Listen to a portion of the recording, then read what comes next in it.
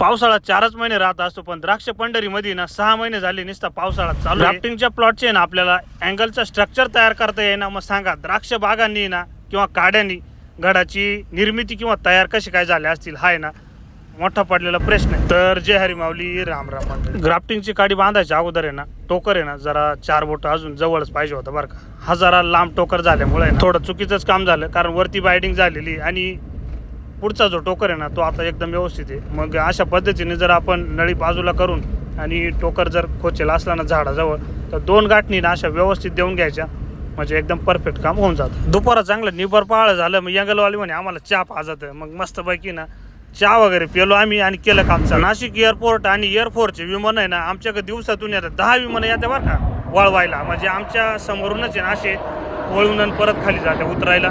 मग यांच्यामुळं तर आमच्याकडे जास्त पाऊस पडत नसेल ना काय, असा प्रश्न पडला आम्हाला. कारण आहे ना पावसाचे आम्ही व्हिडिओ टाकी, 2 लोक बाहेरचे आम्हाला असेच येड्यात काढते म्हणते तुमच्या खरंच एवढा पाऊस आहे का. खाली खाला मग त्याच्यामुळं त्या खड्याला पाणी लागलेलं आहे, तिकडं मग मध्ये पाणी आहे.